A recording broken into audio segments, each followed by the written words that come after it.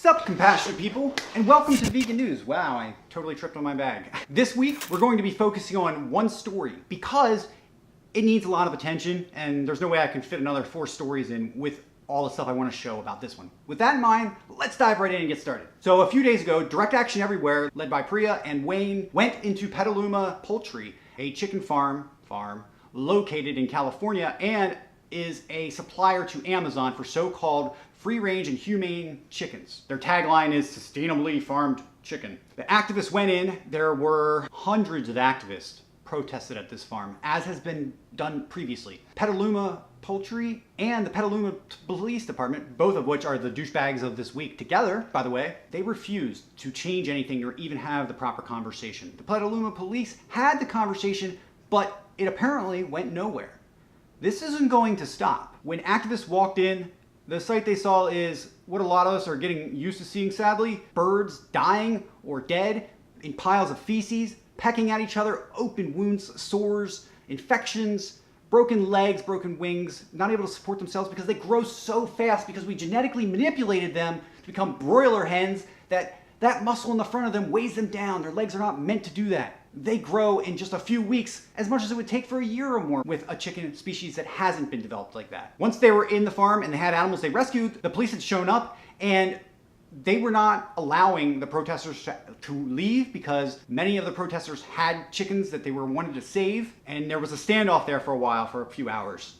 And eventually, because the protesters refused to leave the chickens and the cops refused to let the protesters go past, the cops yanked the chickens from their hands, threw them back into their life of hell. Now, this has happened many times, so why do I feel that this is something that should be featured all by itself? Because it gained so much traction in the mainstream. Forbes, one of the largest business magazines in the country, wrote a piece about this incident, and it's not anti-activist. If anything, it is supporting the work that DXE and other activists and activist groups are doing right now. The Forbes article will be linked below along with everything else and some other articles and other mainstream publications that have talked about this, and they've talked about DXE positively. This isn't them going against what they're doing. They're showing that Big Ag can't keep concealing their lies. It doesn't matter that the walls aren't made of glass anymore because we have social media, we have cameras, we have people willing to go to prison. And the brave DXE activists that went to prison, almost 70 of them, they spent 3 days in there and the bail was $1.3 million, which is insane. But they did get out and the DA decided not to press any charges. So far anyway. Either way, whether the district attorney brings charges or not, either situation is good for what DXE and what other activists are doing. This stuff is making it into the mainstream news. This stuff is making it into the eyes and the hearts of non-vegans, pre-vegans all over the world, and especially the readers of things like Forbes and these other newspapers. This is important. This is why open rescue is the way we get to a vegan world. It's no surprise to you that have been regular viewers of this channel that I support DXE. I used to not. And then I got to know them and I spent time with them and I saw how they operate and what they do, and they're honest and 100%. I will go as far as to link in the comments, depending on if I decide to put this on Facebook. I've been putting everything on YouTube. But I'm comfortable with them as an organization to help in any way I can on a regular basis. Some people in comments have things to say about this, like all that money is being wasted on lawyers and stuff, and that could be used to save more animals. This is saving more animals. You're just not seeing it as directly as you think it should be. Yes, instant gratification is something we want in our lives nowadays. It's what we've been programmed to because of social media.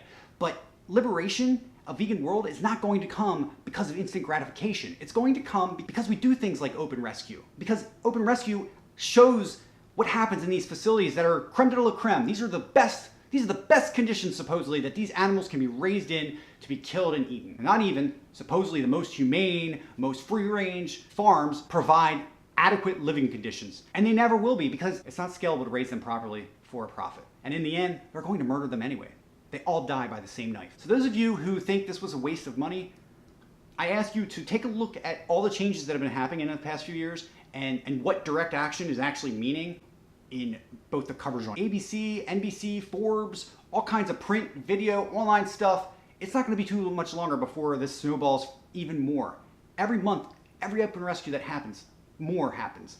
And the more they charge activists who go in and do this, the more coverage they get. The more they show the public what is going on, what is behind the closed walls, and that people are serious to being committed to ending this. The goal is not to save one life. The goal is not to save 20 lives. The goal is not to save 100 lives. If you can save a life while you're there, that's a bonus. The goal is to save all lives. And to do that, we have to get in front of all the pre-vegans out there, all the non-vegans. We have to get in front of them. And the only way to get in front of them is to go into their spaces. And the only way to get into their spaces right now is open rescue, getting the headlines for just storming into a farm and showing people, and the live streams on Facebook and other social media.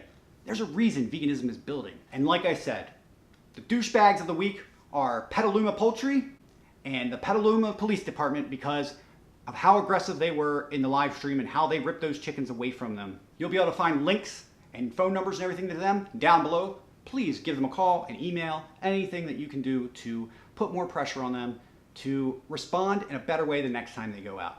And I hope to be there one of these times, and I hope to see you guys there one of these times because I really think open rescue is the greatest tool we have. It follows in the footsteps of other civil rights revolutions, like the women's suffrage movement, like the Black civil rights movement in the United States, and many more. All we have to do is show people the reality of what is happening peacefully, let them arrest us, let them do whatever they are going to do, but let them do it in front of a camera. Let them do it in front of thousands and thousands and millions of people, and people will understand eventually. This is the same thing Martin Luther King went through, and many, many, many other figures who peacefully protested and spoke about what was happening, but also they were able to get news cameras as they built and grew bigger and put this in front of the nation. A nation of people who are not heartless.